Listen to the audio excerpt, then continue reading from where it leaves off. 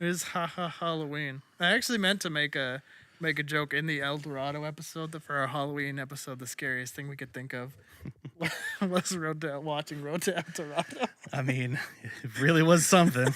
Probably the scariest thing I've seen in a while. Or the scariest notion, Dave. We should do El Dorado. Then lightning in the background.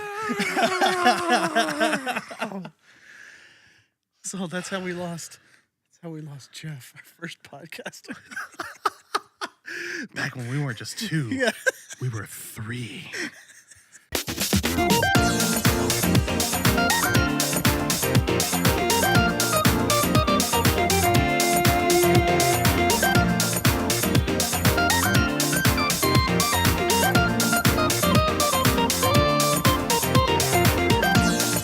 All right.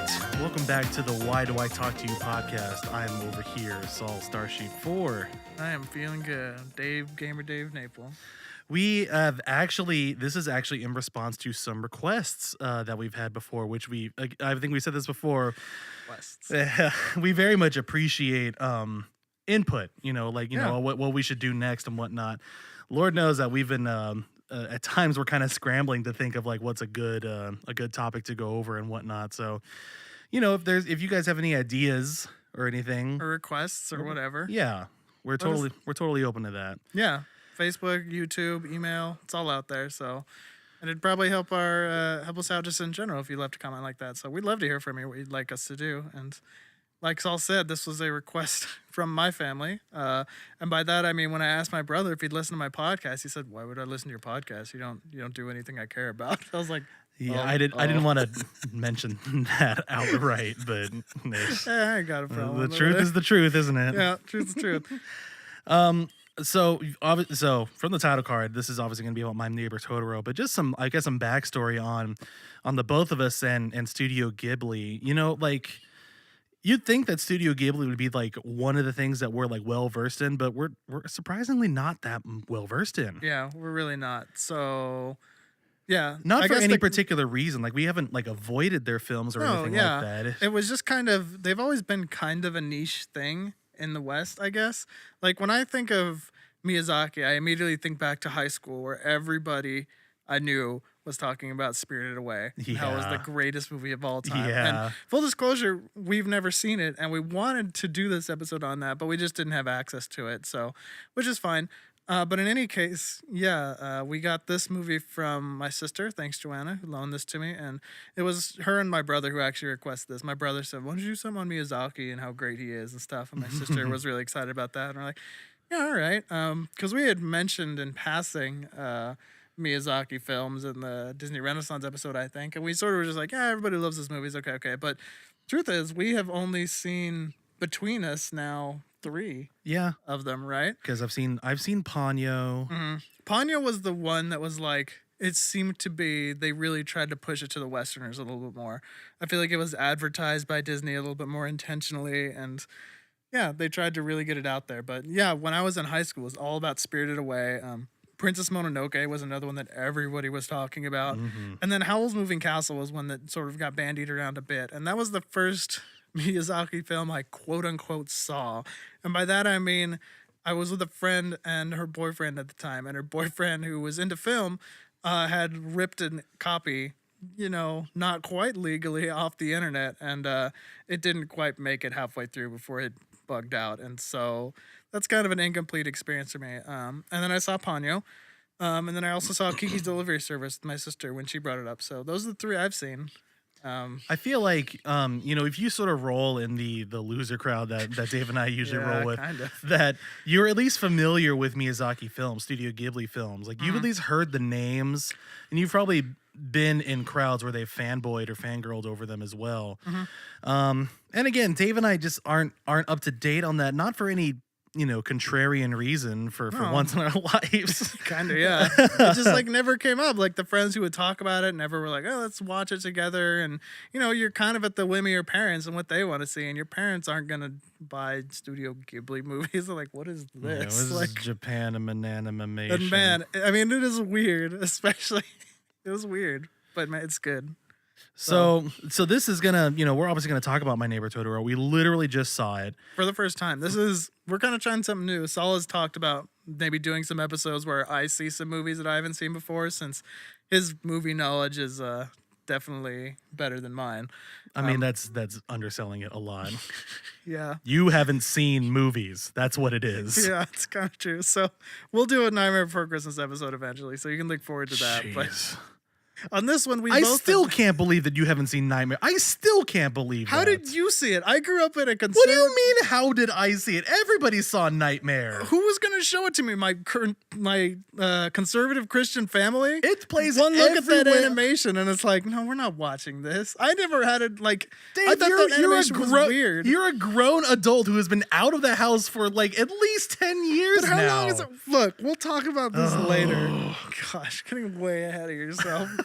All I'm saying is, these movies came out. This movie came out. We didn't realize it was this old. 1988. 1988. I Yeah. did not know. I mean, I know that the West has a tendency to like not, unless they know there's money in it, they won't make an English version of it. And obviously this is what's happened right here. Studio Ghibli, as far as the American distribution is concerned, is owned by Walt Disney. It's just weird to see their name plastered all over everything, because it's like you guys didn't have did anything to do nothing. with this. Yeah. You hired the high money voice actors and maybe the translator, and that's pretty much it. Like, But it's pretty important to note that it's 1988 as well. Yeah.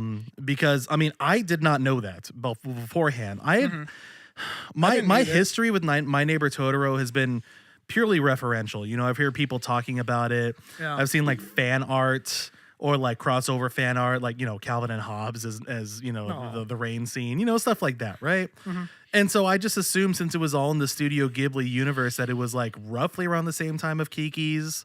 Which well, it probably Kiki's older. Yeah, Well, but I like when think. Kiki's came out in the West, Yeah. so that was my knowledge of it. Sure. Okay, so here we go. My Neighbor Totoro. This is, as much as we're going to be talking about My Neighbor Totoro in general, this is also a good sort of comparison of Japanese movie storytelling and American movie storytelling, or you can say Yeah. Western American storytelling. Yeah. Dave noted something before we watched it, which he was completely right on.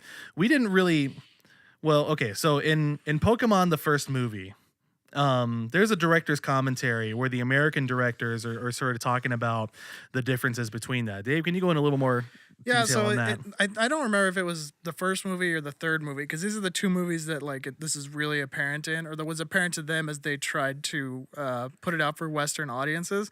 But as they were trying to sort of put this movie together, like, okay, how are we going to put this together for Westerners? There's a lot of story elements that just sort of aren't explained. It's not explained as clearly in the Japanese why Mewtwo is so mad. It's never explained in the third movie what happened to the little girl's mom. It's never, there's just these elements that sort of float out there, and a Japanese audience, they just sort of accept. They're just in it for the ride, and it's a story, and they're like, okay, yeah, cool, that's fine. Whereas we as Westerners are like, well, wait, why is it like that? Why is this? What's the motivation here? And so we need more backstory and a little bit more. Another example is that in Pokemon, the first movie, if you've seen it, there's no weird explanation for why the Pokemon and the clones are just sort of beating on each other in the Japanese version. Whereas in the Western version, Mewtwo's like, yes, I have blocked their special abilities with my psychic powers. Therefore, we can only punch. There was nothing like that in the Japanese version. So it's just sort of this expectation level in the Western audiences that things will be explained and things will make sense.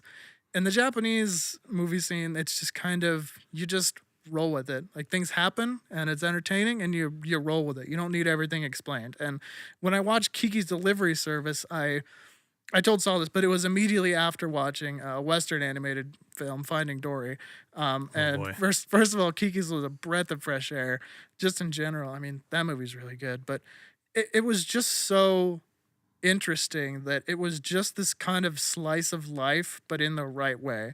It was just sort of, these things are happening. Saul said it well. It's vignettes. It's just these little bits and pieces of what happens in their everyday life, and it's part of the overall story of their lives and their experiences. But it's not like there's one central conflict that gets resolved.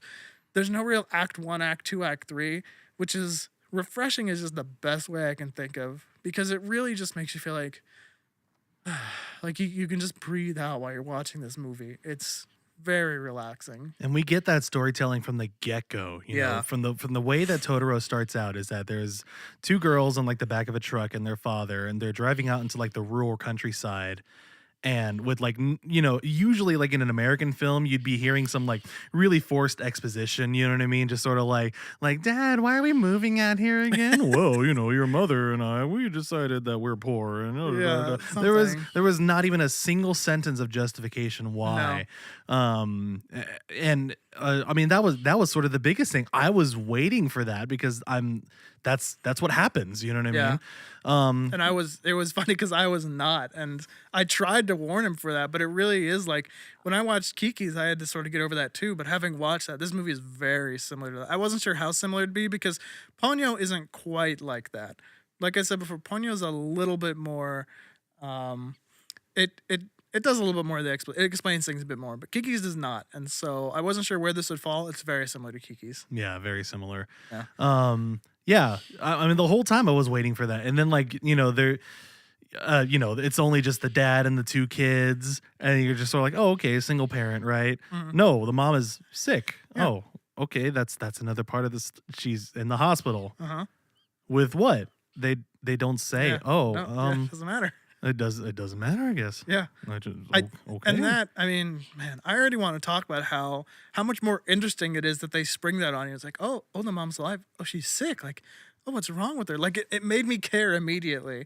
It's almost like it was telling it from the perspective of the girls because the dad probably wouldn't tell them what specifically she has, right? It's just like mom's sick and she's in the hospital and she doesn't feel good. So, oh man, like that's sad, especially as you like get sort of invested in these little girls and their lives and just how happy they are all the time. And yeah, it's really interesting. So anyway, I wasn't sure if you wanted to get right into how that was introduced to start talking about the story. So yeah, like the movie, because of the like sort of slice of life vignette nature of the movie. So what I knew of My Neighbor Totoro was, what everybody essentially knows is a big furry Snorlax cat whose name is Totoro and he has an umbrella. Like, so you sort of assume that this movie has a supernatural element. I mean, it does, but you assume that it encompasses the entire movie. Yeah, it Um, doesn't. even in the beginning with the soot, the what do they call them, the soot So fairies? gremlins, Yeah, well, first they call them gremlins, and then the grandma's kind of like, no, they're fairies or something like instead. And you're like, oh, soot, okay, soot whatever. sprites or something Yeah, like so that. it's Yeah. something like that. So you immediately assume, or like that the supernatural element's going to take over the entire movie. For Nope. a while, I was like, for a while, I felt that the pacing was like slow. Before I sort of understood like what the movie was going for in terms of like how it told the story, Mhm. I thought it was just like really slow actually, because there's a lot of scenes within the first like 20 minutes or so of just the girls like having fun, Yeah. like exploring their new house, Mhm. and then there's like maybe 2 minutes in total of that 20-minute section where there are some soot gremlins, and then that's it. Like, for a while, then it's like, oh, they go to school, or oh, they're playing more, or they visit their mom in the hospital. But we don't see Totoro until like, I don't know, like a half hour into the movie, probably. Yeah, it takes some time. It does, and even then, it's like, first we don't see Totoro, we see like one of his like little minions, I Mini guess? Totoros. Mini Yeah. Totoroito, I don't know. Totorito. and May, the youngest sister, is following them in and whatnot. And then we find Totoro. Afterwards, all of a sudden she like lands in this clearing where Totoro is like no longer to be seen, and then they find her. Yeah, there's like this forest right by their house with this giant tree, and like she sort of crawls into this like crawl space chasing after the little Totoro, and then she sort of falls into his lap and is like, oh, there he is. Yeah. And I was afraid it was going to be a Narnia type situation where like Satsuki was going to be all like there is no Totoro, you just made it all up, and Maya's just sort of like, there is too, and Yeah. but that is not what happens at all. The dad in this whole thing, that is probably the only thing that's like not revealed because it's not traditional American storytelling that I wish was. Like, does the dad know about all these things going on? I think there's an implication that, and I like this because I know what you mean about like being concerned that it's another one of those like, oh, only the kids can see it and the dad's gonna get all Yeah. mad at them and blah Yeah. blah blah. But like it's sort of this thing, and I've noticed this in the other Miyazaki films I've seen too, is that most of the adults just sort of assume that like, yeah, there's weird stuff in the world. Like that's just how it is. And so they like encourage this sort of imagination in their children. And it's never like a, well, stop making up stories. It's like a, oh yeah, you saw the forest spirit. Like, yeah, that's normal. Like, he's probably cool. You can hang out with him. And that's kind of all I assumed it ever was. Like, you know? So where are we right now? So we've just seen Totoro for the first time. And there is that moment where it feels like that's what's gonna be, because she like falls asleep on him and then she wakes up and he's gone, and dad and sister went and found her and she's like, no, it's real. And then eventually after like sort of laughing at her, like, yeah, I guess it probably was real. Yeah, All right, exactly. cool. Yeah, Satsuki doesn't take long at all to like write a note to her mom. Was like May saw Totoro. It probably exists. Yeah, I hope I get to see it sometime. Yeah. That's it. Yeah. And then so in between then there's a lot of just like real life stuff that happens, Yeah, right? Like there's some more weird stuff with the boy who like has like He's the like never seen a girl before. yeah, the It's like just cutest hostile crush on her, you know. Yeah. And, you know, they visit the mom. I think that happens. No, that happens before then. Yeah, that happened before that. Yeah. And then like, you know, May decides that she really doesn't like the the babysitter granny Poor anymore. Granny. Yeah. she just runs off and goes to find Sasuke at school or whatever. At and, school. Yeah. And for some reason the teacher is totally cool with May being in the class with her. Yeah. It's all really sweet. Like, Yeah. It just feels Yeah, no, I don't so have an issue with nice. that at all. Yeah. And then the build-up of this is really interesting because then it starts raining really heavily, and then Satsuki and May have to walk home like with you know, they didn't bring an umbrella because they didn't prepare for that. Yeah, because it wasn't raining before. It was a clear day, whatever. And then Crush Boy like, you know, gives them the umbrella, well, like kind of throws it at them and just runs Yeah. away. It's just so cute because it gives it so much personality. Like Mhm. everything just has so much personality. And I was trying to express this to you before, but like the emotional parts of this movie, when it does get emotional, like you're really invested, and it's kind of confusing because you stop and you're like, I haven't had the type of interaction with these characters that I would normally have at all with any sort of Western film. But just the stuff they're doing just feels so real. It just Yeah. feels impossible not to like them, Yeah. not to fall in love with them. And it's just because they don't, there's so many little touches that they throw in, the animators and the storytellers, where, I mean, we can get to that a little Yeah, more we'll later, get to that because it later, yeah. really shows up later in the film. So then afterwards they are able to like, you know, get changed and get some better umbrellas and whatnot, and then they generally just wait for their dad. Oh, because you finally find out later that their dad is like an archaeology professor at Yeah. at like a university in Tokyo. He doesn't just work on crossword puzzles all day. Which is what it looks like a lot of the time. So they're waiting for the bus. They're waiting at the bus stop for Yeah, him. they decide, they're like, oh, dad didn't bring an umbrella either because it was so bright. Like, let's go wait for him at the bus stop with an extra umbrella. A bus comes and he's not there. So they're like, oh, geez, it must be late or something. So, I mean, we'll just stay right over here. And they wait so long that May falls asleep. And then Satsuki, like, just looks at the bottom through her umbrella and was just like, there's a big clawed fuzzy thing right next to me. And Yeah. they revealed, and she knows immediately that it's Totoro. Yeah, because it's Um, exactly how May had described him. Yeah. And he's just there waiting for the bus.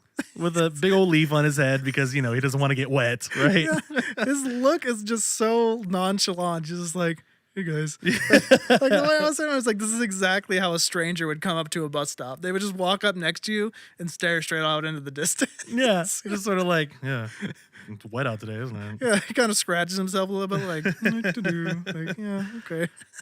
So Satsuki's all like, so clearly that leaf on his head is supposed to be like an umbrella and it's not working. No. So she's like, here, you can use this umbrella, like for now, right? Yeah. And so like he like learns how to use it like through watching them, and he for some reason finds extreme enjoyment with like a heavy raindrop falling on his Yeah, umbrella. because they're like beneath some trees. So like every once in a while, a big drip will fall on his umbrella, and he just finds that delightful. And so we're just sort of like, oh, he's waiting for the next bus, I guess. Okay. And then so in the distance we see headlights come up But then we see headlights jumping around and frolicking, and then we see that it is Cat Bus. The reveal is so good, actually, because you see the lights, you're like, oh, it's the bus, and then it like kind of goes up. You're like, wait, did it just fly up? It's like, oh, that's a lot of legs on that cat. Like, oh, okay, here we are. And then Totoro just like takes the the big umbrella old with grin him. on Yeah, his with a face. huge grin on his face, just sort of like, this is normal. This is my stop. I'll see you guys later. He takes the umbrella with him, by the way. Yeah, he does. He just goes on his way. And then the cat bus like flies off in the distance, essentially. And then the girls are just sort of like, what just happened? Yeah, the fact that their reaction to that is really great because like it's obvious this is a world where like they expect things like soot sprites and whatever a little bit more, so it's not like completely crazy. But even they were just like, What was that? what was that all about? And then immediately the dad's bus comes up, and He's just like, hey guys, here's my umbrella. yeah, where's my umbrella? Oh, you girls are so grounded. So then, after that, there's also the tree dancing scene, right? Oh yeah, because he at the bus stop he gives them this little bag wrapped up in leaves, and it's filled. There's a whole thing in the movie where it seems like they're like leaving acorns. I mentioned this to Saul, but in the opening credits, I guess, for the movie, opening little animation song, it shows a little Totoro like stopping and sort of like pooping little dots, and the dots like grow up into little plants, and it's like, oh, okay, I guess he like is the keeper of the forest and they grow or whatever. And so at the very beginning when they first move into the house, there's some weird stuff like the soot sprites, and one of them is they keep finding these acorns on the ground, and May specifically sees one sort of fall to the ground right in front of her, like from the ceiling, which is just a normal wooden ceiling. And so Saul didn't quite feel like this was as obvious as I did, but I was like, it was really interesting because they like, it felt obvious to me like, oh, this is Totoro putting these acorns here or whatever. And so the way that it built up to them meeting Totoro, I thought was really interesting because it is a build up, but it's so subtle that you're just sort of excited to see him, but it's not like, okay, come on, like, can we see him already? It's just kind of like, oh, he's around, like, he's coming, but like, where is he? Like, oh, it's kind of neat. But anyway, that's the whole Totoro acorn thing. So anyway, he gives them a little bag of acorns and they plant them in their mom's garden. And so they're writing their mom like, oh, we're so excited like for it to like grow. And that was one of my favorite moments of just like character building was when Sasuke writes that letter to her mom. And it's just like, yeah, May's getting a little crabby that they're not growing yet. We want them to grow. I drew May as a crab. And then it just shows that little crab in the bottom left corner of the page. It's just adorable. Like, it just feels so like, yeah, this is what a little girl would do. Like, so, I don't know. I like that part. Anyway, so they're waiting for them to grow. And so they're like going to bed or whatever. And they see Totoro and his two little Totoro friends like doing a little dance around their acorns. And they are like jumping around and like trying to pull them up almost, and the girls go out there and join them, and like they just sort of pull them up, and all of a sudden it's like a forest, and you're like, oh wow, and Dad's inside doing the crosswords. It's like oh, this is normal, whatever. But yeah, but then they wake up the next morning. And yeah, they kind of go on a whole. Well, they go on like a whole adventure where like he pulls out a top out of hammer space and just jumps on. It's like, here you guys, hop on. They're like, all right. Okay, so they grab him and then they fly around for a while and they wind up at the top of the tree blowing the little horn that Totoro blows, and Dad looks outside again and it's just like you're not quite sure what he sees, right? Like it's really interesting that it chose to cut to him there and then like show them up in the treetops, but he doesn't like react to it at all. It's really, really interesting. But anyway, so that's just and that doesn't really have any bearing on it. They wake up the next morning and the forest is gone, but their plants have sprouted. Mm-hmm. So I mean, they're still just super excited. And it's just like, I don't know. It's just nice.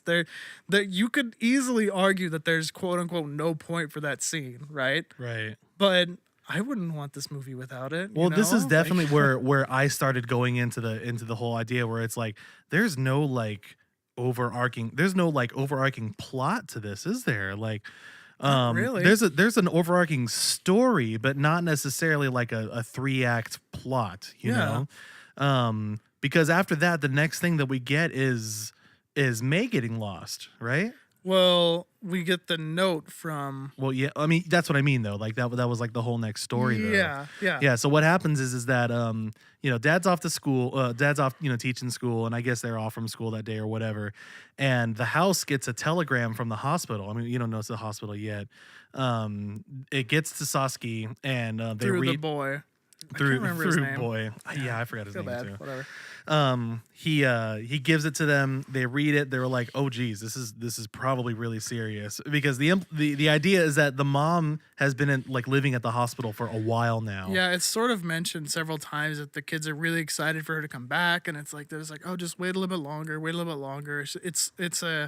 It is a theme, but it's not like forced down your throat. It's just like this is a natural thing for these girls to ask about their mom and want her to come home, and it keeps coming up. So that's sort of where it all comes from. So she was going to be visiting the home that weekend because the doctor like kind of wanted her just to sort of like Ease back in. Yeah, ease back into the, like rural life, I guess. But then they get this telegram from the hospital, so they have to go. And it's really vague. It's just like call us as soon as you Yeah. can. Thanks, bye. So the nearest telephone is, I guess, at puberty boy's like uncle's house. Yeah. And so they have to run there. And May like kind of escapes, from Granny a little bit. She and doesn't like her for some reason. yeah, for some reason, and trails behind them for like a little bit. So like she's trying to catch up, to the point where she then doesn't know where to go. But then Sasuke calls the dad and was like, "We just got a telegram from the hospital," and the dad was like, "Okay, just be calm. I'll let you know what happens, right?" Yeah. And then some more side vignettes with May, and then eventually Sasuke has to tell May that she they say that mom has a cold, so she can't come home this weekend. And then this is finally where May like shows her little kid side, which I thought was nice. Like she starts to throw a tantrum at nothing, but like she's a kid, right? Yeah. And then finally Sasuke loses it at her and just says like, you just need to grow up. You're a little kid, Yeah. Just like sister fight. Like, yeah. Nothing wrong with that at all. Yeah. And the poor the poor boy was This just is like, this is why I didn't want to get involved. Women, am I right? so basically after that May runs away. Her intentions were to Well, run to the hospital. Yeah, well, there's a little scene where they go back home first, and like Sasuke's like laying on the ground, just like depressed, obviously, and May's doing the same. But like May is surrounded by like all her little toys. Well, hold on. and it's We'll just get to that. We'll get to that. We'll get to that. We'll talk little deeds. Okay, Calm your horses. but I mean, they're together again, and then sort of Sasuke has a little bit of breakdown, and then May sort of runs off while that's happening. Oh, I do want to say though, this is where Sasuke like really like shows her mom's mortality too. Yeah. Like, I don't want mom to die. Yeah, Like, it's really interesting because they hadn't really put it in those terms at any point up until then. But like, you're sort of aware of it. Like, it shows you, doesn't like force it down your throat. But like, this is like showing that, yes, she is aware that this is where it could be leading up to. And so when she does that, it still doesn't feel as forced as I thought it would, Right. Like, I kind of thought that as soon as they acknowledged it, it would just be like, oh, there it is. Like, now we're too heavy. And they try to force them out there, like, oh, they're dying. But it doesn't feel like that. It just feels like she's sort of trying to really come to terms with what this could mean. And Right. she's scared. Like, anyway. So then May runs away with the intention that she's trying to go to the hospital. Yeah, because there was like this little thing where they were at Granny's. Yeah, they with the harvested veggies. some fruit and veggies, and she really wanted to give her mom like this nice corn, and so she wanted to do that. She's a little kid, so eventually then becomes like a gigantic search party to try to find her. There's obviously Sasuke is running around everywhere like on foot. Yeah. Just trying to find her and calling her name out everywhere. There's a small scene where the boy like catches up to her and was like, "I need to tell you, they found a sandal floating in the lake." Yeah, or in it was in the rice paddy, right? Or in Something the like rice that? paddy, whatever. And then then it gets hyped up even more. And there's Yeah. like barely any music happening at this time also, if I recall. Yeah. All the tension is just like in her, know. And so she runs all the way back, and they go to the rice paddy or whatever, and you see like a huge search party trying to like find Everybody's her. freaking out. Like grandma is like freaking out, and like Granny's like praying with the sandal, sandal, right? yeah. And so she shows Sasuke the sandal, and then there's this very subtle look of relief on Sasuke's face, and just like, it's not her sandal. yeah, and everyone's like, oh gosh. So then Sasuke realizes that she needs Totoro's help finally. So she runs back and is able to get in touch with Totoro the same way that Mei first encountered Totoro. Oh yeah. The same exact way. Totoro sees Satsuki crying and just like has this big creepy smile on his face. Yeah, he's like, I got you, homie. Yeah. And then summons the cat bus. Yeah. And essentially Cat Bus knows exactly where she is. Right? Yeah. It takes her right to them. And then they're all like, oh, Totoro like, just puts her on. It's like, okay, I'll see you later. I'll see you. He has to go. I really expected him to go with her, but he's just like, nah, that's all right. Yeah, you got this. Cat Bus has it. Cat Bus got you. And then even then, Satsuki was all like, "Were you trying to go to the hospital?" Mei was like, "Yeah," but then Cat Bus is like, "Oh, I know where that is." He's like, I got you guys. I got nowhere to be. And takes them over there, and where they see the mom and the dad talking to each other, and the mom is totally like, I don't know why they said I couldn't go home this weekend. I feel fine, Yeah. And like the mom could swear that she saw them watching them in the distance, even to the point where Mei actually like leaves the corn that she was going to give her mom right then. Yeah, and it like has inscribed to it like to mom or Yeah. something like that, which is really cute. And then the movie ends. That's it. That's it. That's the movie. It's great. That's My Neighbor Totoro. That's My Neighbor Totoro. And we Man. we watched the whole credit sequence, and Dave and I just feel good. Just feel good, man. I don't know. Like, So I want to talk about the thing that I love most about this movie is the fine details and all the animation. This is 1988, right? Yeah. I mean, Little Mermaid hasn't come out yet. Nope. Or like had just come out or is like still in development, what have you. Yeah. There is a lot of fine details here that like live action directors, like the best live action directors put in. Yeah. The ones I can think of off the top of my head is the scene where Satsuki and Mei are under a small little like shelter, and then Puberty Boy walks by with his umbrella. His umbrella is slightly tattered. It's broken in a way that I know every single one of us has had an umbrella like this, where it just sort of like lifts off from one of the arms. Yeah. It's got some holes in it as well, implying, because they're all in like a rural country. They're not rich. Yeah.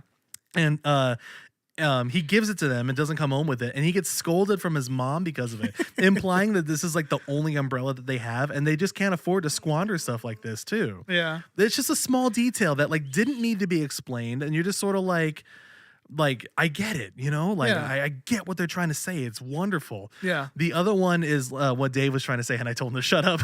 Was after they realize that that the mom isn't going to come home that weekend, there's just a small scene where you see Satsuki just curled up on the ground, like she's depressed, she's done, right? Satsuki and Mei just fought. She's just in her room on the floor, nothing. But then they cut to Mei. She did the same thing, except there's some toys scattered around everywhere there, like building blocks and stuff, implying that she was trying to play to kind of like, get over it a little bit. And then she got mad and like tossed her toys around and then fell into the fetal position just like Satsuki did. Yeah, that really got to me. I don't know. It's just really good. it's a small detail that goes a long way. Yeah. It's just like what Nostalgia Critic says a lot, like when he like is making fun of like Stephen King movies and like Shyamalan. Shamalama Ding Dong movies, is that like there is hardly any spoken exposition. Any and all exposition that is there, or just like, like explaining anything, is not done through words. It's done by showing. Yeah. In other words, show, don't tell. Yeah. And like right as you said that was another one of my favorite parts, where as Sasuke's like running around trying to find Mei, she just like looks down at her feet and they're just like super dirty and just like messed up. Like you could tell it's like painful. So she just like reaches down and takes off her sandals and just keeps going. And it's just like, man, it just like communicated exactly what it wanted. It was in one of those scenes where I don't know, like a Western audience or like a Western mindset would think to do that little thing that like quote unquote seems pointless, but it's just so important. I don't know.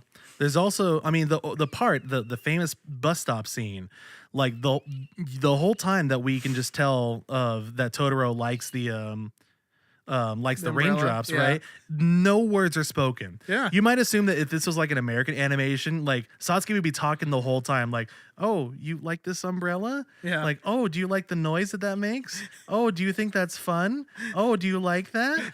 Just like she wouldn't be shutting up. This, right? Yeah. But they don't speak a single word the whole time. And Yeah. Mei is asleep at this time also, so she's not saying anything either. Yeah. Like, Yeah, all that is just is shown and it's not told. It's that's good storytelling when you can do that. They're not afraid of having silence in the movie. No, There's and there's moments quite a where, bit yeah, too. there's moments where like the music isn't playing either, and we'll talk about the music a little bit later. But like, there's a lot of points where the music isn't really playing much, and the characters aren't really saying much. So you're just watching this animation. So it's a good thing the animation is gorgeous.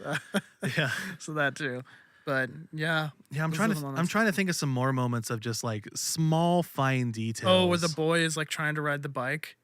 Oh yeah, like Yeah. they didn't need to do. Okay, so like we said earlier, the boy runs up to Sasuke, like catches up to her when she's trying to find Mei, and has to tell her about the sandal found, right? Yeah. But he's riding on a bike that's too big for him, and he's like riding like side saddle kind Yeah. of because like he can't fit. Oh, he can't reach the pedals if he sits on the seat, right? Yeah. Because he's just a little boy. Again, just implying that he like took his parents' bike because he knew that he had to run out to Sasuke as an emergency. Like Yeah. they, that it's because of all these details and many things other, but like that's how you get sucked into the story. It's like Yeah. they don't have to tell me the story. I'm experiencing the story. Yeah, they don't you have to know? like create all this tension for you. Like, yes, there's tension towards the end, but that's like quote unquote act 3, which is probably not even accurate. It's just the last vignette. And through most of the other ones, there's not like any tension that's keeping you in there. You just really want to see what happens with these girls. And they've built enough of a story around them where, you know, they're either going to make some like really crazy magical discovery with whatever the heck Totoro has up next, or you're like, what is going to happen to mom? Like, are they going to come back to that? Like, I don't know. So it just builds that up really well. And Mhm. it's interesting how it mixes it too. You were talking about like how they feel almost entirely separate too. Almost. Yeah. I mean, in mean, the end, that's the final vignette is like when they finally are able to combine the two, yeah. which I guess is sort of that's build up, isn't Yeah, it? yeah, like that. It felt like that was what they were trying to do, and I don't know. It was just kind of like Totoro was like the comfort that they went to sometimes while they weren't with their mom, Mhm. but it wasn't like expressed as such. It wasn't like said openly, like, "Oh, you guys are really gonna find comfort in Totoro, like while your mom's sick." It's just like that's just you just feel it. You Mhm. just feel it, and like that's the best way to do it, and you Yeah. just feel good. Ugh, I don't know. The other thing I think on my list of just what I've really loved from this movie is just, I mean, you know, the animation. It's so good. You know, like always when if we're gonna talk about a movie that we like, we're always gonna say, "Oh, the animation was great." But it's like, think about it. Animation's one of those things. This is 1988. Yeah. No CG involvement whatsoever. Yeah. You know that everything was hand drawn. Yeah. And everything was just done very well. I mean, Yeah. I think this animation has more detail behind it than Little Mermaid. Yeah, I wouldn't disagree. Like animation feels like one of those things that we always it's sort of like a cop out. Like, what'd you like about this movie? Like, I like the animation. Like we kind of did that with Road to El Dorado. It's like, what's the good stuff? It's like Well, the "Eh, animation, some of the time. Yeah, it's kind of like if the animation isn't like bad, they're like, oh, the animation was good. You know, you give it credit for that. But like when we talk about animation, and it's not to say that it isn't like really really good when we talk about it, but sometimes it feels like that. But when we talk about the animation in this, like we mean it. It's in such a unique old timey type style. Like when you think about this came out only a year before Little Mermaid, you really sort of get how game changing Little Mermaid was. Just the way that it used colors, because this one still felt very sort of watercolory, you know. Yeah, very with the light. pastel-y and Yeah, stuff. it wasn't as bright and bombastic as Little Mermaid, so it was very different. But in terms of the attention to detail and stuff, it was absolutely top of the line, like 10 out of 10. Like all the little details they bother putting into each scene. It's really incredible. And when you think about that I mean, you can tell there is no CG in this, like none at all. It is right. completely hand drawn. Everything is done the old fashioned way, and there's no like repeated scenes where they use the same animation over like you'd see in some of the old Disney movies or anything like that. It is just genuine. The care that was put into each like little bit of animation is so apparent. It's good. I mean, there's a lot of things we can talk about there. Like I'm Yeah. always thinking about there's you know, the whole scene where Sasuke is trying to find Mei is so isolated. Yeah. She is so isolated in the world. It's Like she true. feels truly alone. Her dad's not there, her mom's Mhm. not there, and now she might have lost her sister. Yeah. Like, but the whole time through, she's running through the rural countryside, which is like full of rice paddies and full of lots of And, trees. like, hills and And nice. the sun is setting too and stuff. Yeah. So it's like that uses a lot of that like just open air to Mhm. just set the scene of like of loneliness, Mhm. there and desperation too because of how just vast it is. Yeah. Um and the background animation is just stellar in that way. There's no stone cold gazes in the back of this movie. That was one of the first things we noticed too. Was that everybody in the background always has like something that they're doing, or they're changing their perspective, or they're blinking. They still feel alive, even Mhm, if you like, mhm. even if they're just some random villagers who you never get their name or see them again. Like, they feel very active and very real because Right. they're animated so well. There's just a lot of attention to detail is all. Like, I Yeah. mean, uh, I've like David said, like, of course we're gonna be like, if we really like a movie, we're gonna talk up its animation. But like again, the time period, 1988, not a Western studio, so not Disney or not Don Bluth or whatnot. There's Yeah. just so much attention to detail. Yeah. So much. I guess the way that I'm thinking of it is like, when we say the animation's good in like the movies we talked about before, we mean that you're gonna go to the movie and you probably aren't going like to see the animation. Like, the animation is gonna sell you tickets, but like, you're gonna enjoy the stuff you see, and it's all gonna be good, and it's gonna like help immerse you. In this one, like, the animation is almost a ticket seller in itself. Like, just to get to see how they did all this like gorgeous stuff. I don't know. I think that is sort of how I would say it. I There's agree. there's very few movies. When I saw Kiki's, that was one of the first things that I think the animation in Kiki's is actually even a little bit better than this one. But aside from that, there's not many. Like Tangled, maybe the animation of Tangled is something that I would say like, yeah, I would stop to see that. But outside of that, it's like there's just not many. And so when you reach that level, it's really impressive. Mhm. One other thing, and this is probably more personal or probably the most applicable to Dave and I, but we also just really enjoyed the music. The music is probably apart from the songs, there's the beginning song of like, "Hey, let's go," Yeah. and then there's Totoro, Totoro. Nice. And Um, that one is kind of neat too, because you probably noticed it, but it plays like the instrumental version will play a few times during the movie. Yeah. Like when they ran into Totoro, or before they would, or when it was implied that he was kind of around or whatever. Yeah. So that was a nice touch. But there's underscoring that also shows its age in Yes. the most beautiful way to Dave and I. It is so unabashedly Japanese. It goes back and forth. It was interesting. Saul immediately was like, "The score is so Japanese," and I didn't feel like that right away. But it didn't take long before there's maybe only like 5 themes in this movie.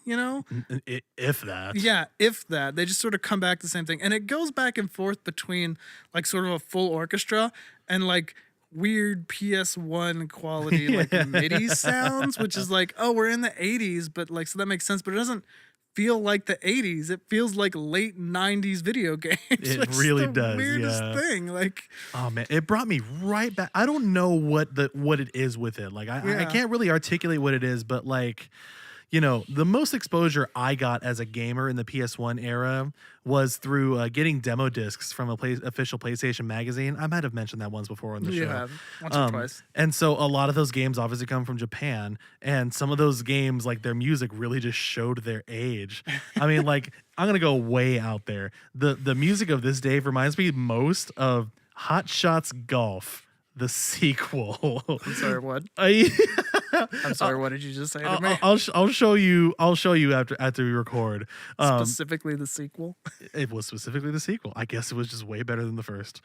The music just really reminds me of that. But again, it takes me back to being a kid playing, old game consoles with like this really just like what's the word? Know. Charming. Yeah. It's a very, very charming like electronic sound. Charming in like it. its limitations. Yeah. Yeah. Yeah. I know what you mean. Yeah, for me, it reminded me of just like really kind of just like generic PS1 RPGs. Yeah. Where you get to like the mythical forest. And you're like, wow, what is this place? Like, oh, this is where we store the mystic crystal of such and such. It's like, wow, I've never seen such beauty. Oh. And then there's the tough guy who's like, whatever gets me to Yeah. the end boss faster. Yeah, all those The generic girl's like, characters. "Oh, Jordan Moore, you're so tough. You need to so relax silly." sometimes." I'll relax once I beat the end boss. Yeah, all the while this music is playing. And it sounds like we're bashing on it, but like Absolutely we're not. not. Absolutely not. And I don't think it's just nostalgia either. It works in the context of the movie in a really weird way. I can't. Yeah, I don't know how they get away with it, but they do, and it sounds good. So. Especially since, I mean, we need to look up when this was released. Like, because the edition that we have is the official Disney release with, because there is an English dub that exists out there, but it's not, that wasn't like with when Oh, Disney like was at the helm. pre-Disney, you mean? Yeah, there was. Oh, okay.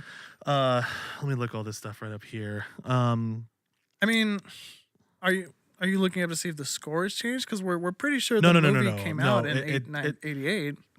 I wonder when this release came out is what I'm saying. Oh, in this release? Yeah. Oh, I'm not sure. I would guess mid to late 2000s, maybe even later. It says here Disney's English language dub premiered on October 23rd, so actually, not too far after this, Wait. 2005. Oh, okay. Yeah, mid 2000s. That makes sense. Okay. So, are you trying to figure out? I'm not sure what you're going for with this. What am I trying to figure her out? How it's showing its age? Is that what we're still talking about? Like, it kind of Maybe. felt like it could fit like in that era of video games too, like in that 2005, like really early PS2 type stuff. I don't know. Oh, okay. The first English dub was in 93. Oh, okay. All right. It's just interesting that that in 2005, nobody seemed to I never hear anybody criticizing this movie. No. I don't hear anybody criticizing this movie, the animation isn't- quality or the music or anything. No, like and that. this wasn't really one of the movies that I heard about when I talk about, all my friends like, oh, Miyazaki's so good. And it would have been out around that time. Like, yeah, I was in high school. But I never heard about this one. I always heard about I don't think it was till college when someone was like, oh, Totoro. I was like, what the heck is a Totoro? I don't know. And they're like, you don't know Totoro? I was like, no. I don't understand. And that was with a bunch of people around me talking up all his other films. So, I mean, obviously everybody knows who Totoro is. He's become like their Mickey Mouse where he's just slapped on stuff. It's like, it's Totoro. And you see all kinds of Totoro memorabilia, which I'm going to be honest, I kind of want some of it now too. But I think a Totoro plushie would be nice to cuddle with. what about a coffee mug? Be nice and big. Your kind of size coffee mug. Okay. What? I just think that'd be really cute. A little Totoro looking at you. I don't think people usually go right away to a coffee. That's the first thing I think of. What if I memorabilia. You may as well have been I've been oh, a Totoro plushie would be nice. Or what about a Totoro letter opener? No, Sure. he's not shaped like a letter opener. He's shaped like a mug. No, the handle would be Totoro, and then the rest of it would be whatever. You're ruining my joke. I think I made it better. I made it a better joke. Oh, check this out. Reading from Wikipedia here. 93, the English release came out. However, because of his disappointment with the result of the heavily edited English version of Valley of the Wind, Miyazaki would not permit any part of the movie to be edited out. All the names had to remain the same. The translation had to be as close to the original Japanese as possible. No part of the movie could be changed for any reason, cultural or linguistic, despite creating problems with some English viewers, particularly in explaining the origin of the name Totoro. Did they actually try to explain that in the original? Because they do not explain his name at all. No, he just sort of Totoro. Yeah, oh, Totoro. It's more and they're just Totoro. Sure. Yeah, sure. And your Totoro is so much better than mine. I'm embarrassed that I even tried. That's exactly what he sounded like. But boy, I'm really curious to see what that sounds like on the. That's really interesting because the only weird cultural thing I can think of in this movie is that they get a day off. They mention at one point oh, we're off school because it's a rice planting day, and they're eating mochi at one point. And oh, this is great cake. Oh, there's also the bath scene. I know that's kind of infamous. Is it really? It's so tame. I've heard it in infamy a couple of times. Really? Something That's so like weird. something oh, that's more awkward than the Totoro scene or something like that, When you said that, I was I thought you were joking, but No. I've heard it before, actual and infamous, huh? yeah. That's weird. It didn't. And I mean that right there. It's If you think about it, Japanese, like, that's but what I I've mean seen though. I've Like seen that. anime though, and I'm just like, oh, whatever. Well, that's what I Like, mean though. That's like completely cultural. Like Yeah. you cannot do that in American movies now Yeah. at all. You cannot do that. But like, it's totally ingrained in Japanese culture, and like in Japanese culture, that's just what you do. Yeah. So like, It's a rural bathhouse. Like, Yeah, this is how like- yeah. But I mean, you could argue. I mean, was that scene? That scene was really kind of random. But that's Yeah. the whole movie. Like the whole movie, it was just a vignette of them taking a bath, and it was like spook. It was like really windy, and they were like, "Oh, the house is gonna fall." Because when they move in, it is kind of like, "Wow, look at this! It's rotting." It's like, don't touch that, kids. Oh gee, oh no. And then puberty boy is like, your house is haunted. Just with no context. Yeah. Just like your mom is fat. Like that's basically just what the joke was. Your house is haunted. Like that's it. But yeah, the bathhouse scene was just like there's wind, and then there's like a little bit of silence, and the dad just goes, He pulls a Titus. He does. He totally does. He's just Yeah. laughing away the bad Yeah, things. he totally just pulls a Titus. I guess that's totally Japanese. I guess isn't it? that's the just I what guess, that's yeah. one of the things they do. I guess so. Yeah. So this is our maiden voyage on My Neighbor Totoro. This is a movie I've been wanting to watch for a long time, honestly. Yeah. I have way too many friends that hopefully are listening to this right now that like love this movie and have loved this movie for a long time now. So hopefully we've done it justice. And I mean, I feel like I want to own this movie too. Like I'd like to Yeah. have easier access to this movie. I would too. This and Kiki's are both. It's gonna be interesting. I think we both are kind of like, man, I really want to watch more Miyazaki now, and I think it's gonna be interesting when we get to movies like Spirited Away or Princess Mononoke, because they're a bit more intense, in the stuff they're trying to do. I think so. I feel like the Kikis and Totoro are just sort of this one sort of genre he likes to do where it's just so relaxing.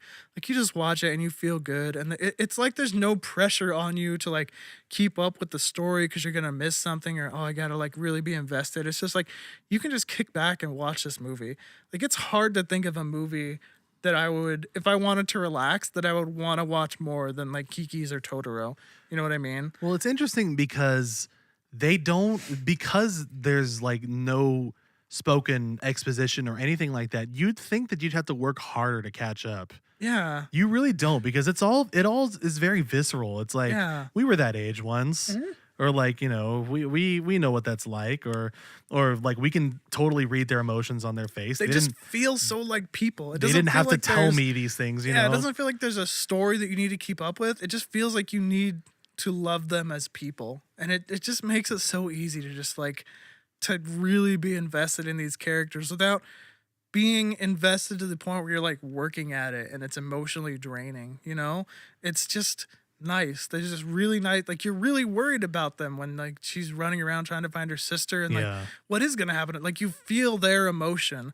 And like when Granny's trying to comfort them, like it's just so it's just a granny trying to comfort like this little girl who's scared that her mom is gonna die. And like how if you care about the character at all, like that's just gonna get to you because of what it is. Like intrinsically. And so and like the relief they have when they're just like with Cat Bus, and I don't know what it is about Totoro or Cat Bus either, like their smile just seems like it should be the most goofy, off-putting, ridiculous thing. It's very Cheshire Cat. Yeah, and yet it somehow communicates to you that they like actually really care somehow. You know, it feels like they care about these girls. And like when Cat Bus sees that like they're happy and the mom is happy, it's just like, yeah, Cat Bus is like, I'm happy that I helped you guys out. Like, I don't know. Like, that's what I get. Maybe I'm reading a little bit too much into it. No. But you know what I know mean? what Like, you mean. Like, there's the yeah. part where Sasuke finds Totoro and she ends up breaking down, like even though he's trying to sleep, right? Yeah. And then like when she starts breaking down, his eyes like widen a lot, just kind of like, oh geez. Yeah. Oh no.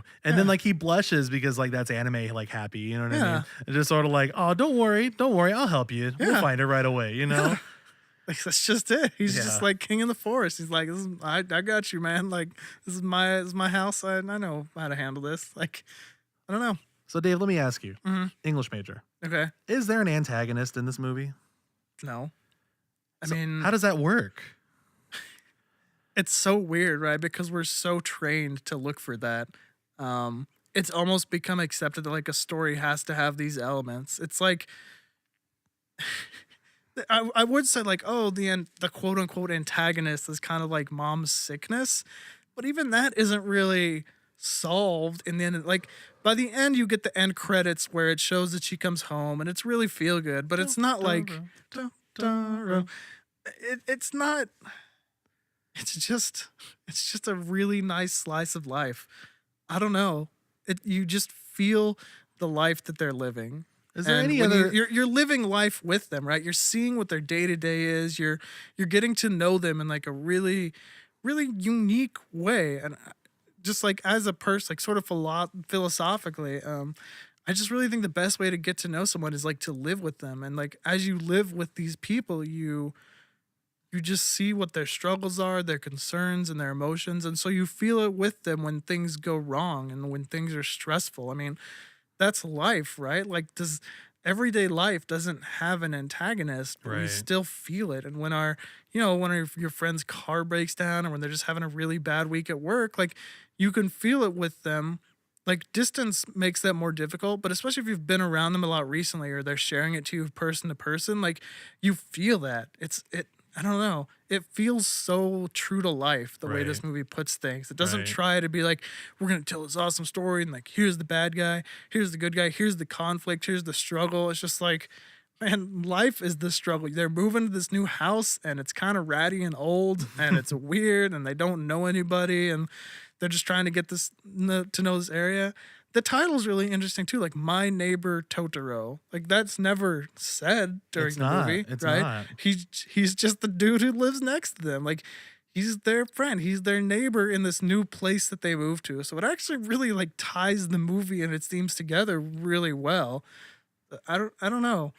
It's so not Western. It's refreshing. And it really makes you want more of it. Like you kind of worry that our media culture and the way that we make movies and TV shows has just become so here's the good guy, here's the bad guy, or here's the struggle or whatever, that when you get this just sort of slice of life, and it's not like I'm going to talk about something that I haven't necessarily seen, but like a This Is Us type thing.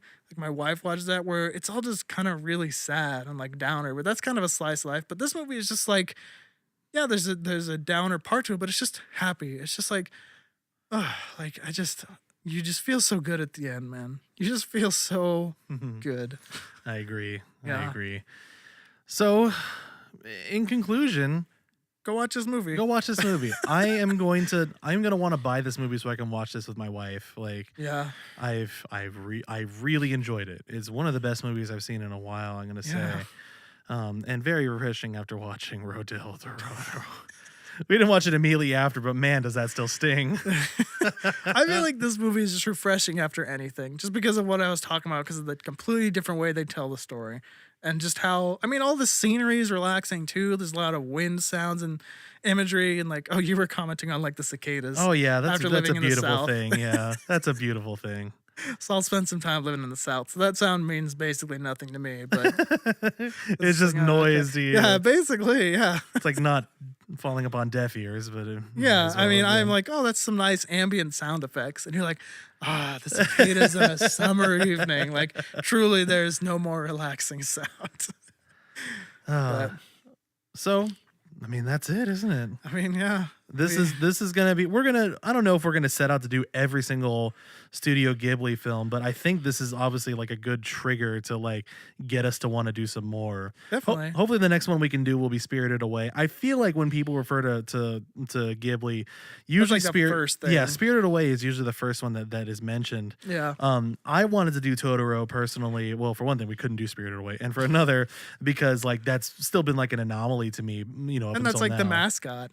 Yeah, Like the yeah, it mascot is. for the whole It- thing. well, So you duh, assume, yeah. Oh, I mean, yeah. So is that about it, Dave? Yeah. All Feeling right. Good, man. Well, Quick all and right. easy, just Watch like the it. movie. Just watch it. Watch Easy it. like Sunday morning. We're gonna be listening to the soundtrack for a bit here, Get or at least I will be, and then Dave will get sick of it. You got to establish that nostalgia quick and connect it to all the other nostalgia triggers. Yeah. Oh man, It'll be good. Yeah, this is a rolling snowball now. It definitely makes me want to play some random PS1 RPG. Right, doesn't it? It really does. Oh man, crazy. Oh, you know what? Legend of Dragoon. I need to show you the soundtrack right now. Oh, maybe that's what it was reminding me of. Legend of Dragoon. If you, any listeners, if you know My Neighbor Totoro's music, please go to Legend of Dragoon OST and then try to see. Like I think it was like a forest sound because I think I must have gotten to some point in that game where it did that because it did seem really familiar to me. I'm going to show it to you as soon as we're done recording. Yeah. Here. All right. So thank you very much for joining us on this podcast. Give out our special thanks here. Special thanks to Danny Barrett Hugh Vare for the wonderful artwork, and special thanks to the combined efforts of OC Remix, Rob KTA, Expert Novice, for the wonderful intro and outro music.